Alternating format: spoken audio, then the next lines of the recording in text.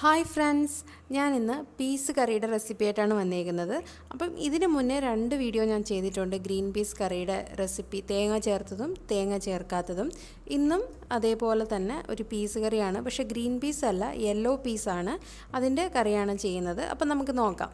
ഞാനിന്ന് മഞ്ഞ നിറത്തിലുള്ള പീസാണ് എടുത്തേക്കുന്നത്. ഗ്രീൻ പീസ് അല്ല, യെല്ലോ പീസാണ്. ഇത് നമ്മുടെ ഗ്രീൻ പീസ് പോലെ തന്നെയാണ് വേവിക്കുന്നതൊക്കെ. അതേ രീതിയിൽ തന്നെ നമുക്കിത് കറി വെച്ചെടുക്കാം. നമ്മൾ പട്ടാണി എന്നും പറഞ്ഞ് കിട്ടത്തില്ലേ കടയിലൊക്കെ വാങ്ങിക്കാൻ, നമ്മൾ വറുത്ത് കഴിക്കത്തില്ലേ, അതിനൊരു മഞ്ഞ നിറത്തിലുള്ള പട്ടാണി എന്ന് പറഞ്ഞ് അത് ഈ പീസിൽ നിന്നാണ് ഉണ്ടാക്കുന്നത്. ഈ കറി നമ്മൾ കുക്കറിലാണ് വെക്കുന്നത്. അതിനുവേണ്ടി കുക്കറിലേക്ക് 3 സ്പൂൺ എണ്ണ ഒഴിച്ചു കൊടുത്ത് കുറച്ച് കടുക് പൊട്ടിക്കുക. അതിലേക്ക് ഒരു സവാള ചെറുതായിട്ട് അരിഞ്ഞതും ചേർത്ത് കൊടുത്ത് ഒരു പച്ചമുളകും കൂടെ ചേർത്ത് നമുക്കൊന്ന് വഴറ്റാം. അപ്പം സവാള വഴലുന്നതിന് ആവശ്യമായിട്ടുള്ള കുറച്ച് ഉപ്പും കൂടെ ചേർത്ത് കൊടുക്കണം.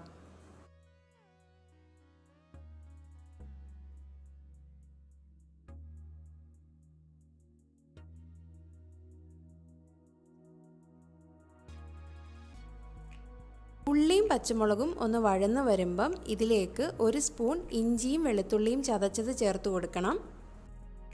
2 തക്കാളി അരിഞ്ഞതും കൂടെ ചേർത്ത് കൊടുത്ത് ഇതൊന്ന് വഴറ്റിയെടുക്കണം.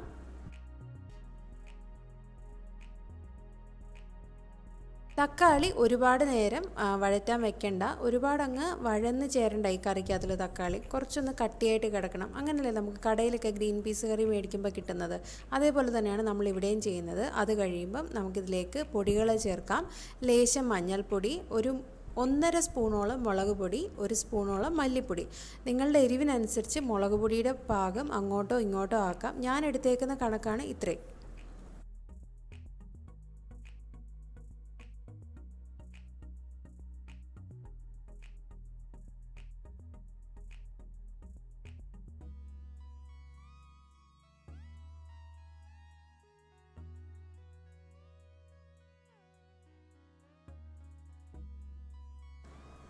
ചേർത്തിട്ടുള്ള പൊടികളുടെ പച്ചമണമൊക്കെ മാറി അതൊന്ന് വഴന്ന് വരുമ്പം അതിലേക്ക് കുതിർത്ത് വെച്ചിട്ടുള്ള പീസ് ചേർത്ത് കൊടുക്കാം. പീസും വെള്ളവും കൂടെ ചേർത്താണ് നമ്മൾ വേവിക്കാൻ വയ്ക്കുന്നത്.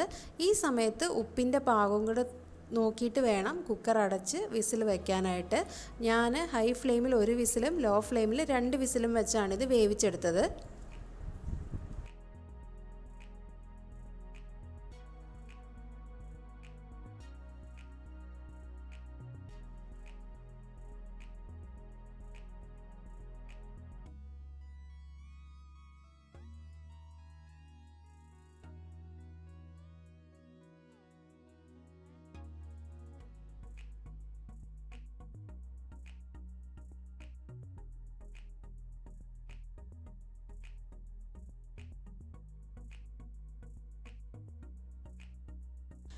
കുക്കറിൽ നിന്നും പ്രഷറൊക്കെ പോയതിന് ശേഷം കുക്കർ തുറന്നു നോക്കുമ്പം നമ്മുടെ പീസൊക്കെ നല്ലോണം വെന്തിരിപ്പുണ്ട്. ആവശ്യത്തിന് ഗ്രേവിയും ഉണ്ട്. പക്ഷേ എനിക്ക് കുറച്ചും കൂടെ ഒന്ന് നീണ്ടിരിക്കണം, അതായത് കുറച്ചും കൂടെ ഗ്രേവി വേണം എന്നുള്ളതുകൊണ്ട് ഞാൻ കുറച്ച് ചൂടുവെള്ളം കൂടെ ചേർത്ത് കൊടുക്കുകയാണ്. ചൂടുവെള്ളം ചേർത്ത് കൊടുത്തു കഴിഞ്ഞ് നമ്മളൊരു 3/4 സ്പൂണോളം പെരിഞ്ജീരകപ്പൊടിയും കൂടെ ചേർത്ത് ഏറ്റവും ഒടുവിൽ കുറച്ച് കറിവേപ്പിലയും കൂടെ ചേർത്ത് കൊടുത്ത് തിള വന്നു കഴിയുമ്പോൾ നമുക്ക് ഈ കറി വാങ്ങി വയ്ക്കാം. ഏറ്റവും സിമ്പിളായിട്ടുള്ള രീതിയിൽ പീസ് കറി എങ്ങനെയാണ് വെക്കുന്നതെന്നുള്ള വീഡിയോ ആണ് ഞാനിപ്പോൾ ഇവിടെ കാണിച്ചേക്കുന്നത്. ഇതേ രീതിയിൽ തന്നെയാണ് നമ്മൾ ഗ്രീൻ പീസ് കറിയും വെക്കുന്നത്. അപ്പം ഗ്രീൻ പീസ് ആണെങ്കിലും കുറച്ച് നേരം കുതിർക്കാൻ വെക്കണം. അത് എല്ലാത്തിനും ബാധകമാണ്. അത് കഴിഞ്ഞിട്ട് ഇതേ രീതിയിൽ കറി വെച്ചാൽ മതി. നിങ്ങൾക്ക് ഈ വീഡിയോ ഇഷ്ടമായിട്ടുണ്ടെങ്കിൽ നിങ്ങൾ ഒന്ന് ലൈക്ക് ചെയ്യുക. അതേപോലെ തന്നെ ഉപേക്ഷ വിചാരിക്കാതെ ഒന്ന് ഷെയർ ചെയ്ത് കൊടുക്കുക. ഇനി നിങ്ങൾക്ക് വീഡിയോയ്ക്ക് എന്തെങ്കിലും കുറവുകൾ തോന്നിയിട്ടുണ്ടെങ്കിൽ അതെന്തൊക്കെയാണെന്നൊക്കെ ഒന്ന് കമൻസിലൂടെ പറഞ്ഞാൽ നല്ലതായിരിക്കും. ഇനി ഇതേപോലുള്ള വീഡിയോസൊക്കെ ആയിട്ട് കാണാം. അതുവരെ ബായ്.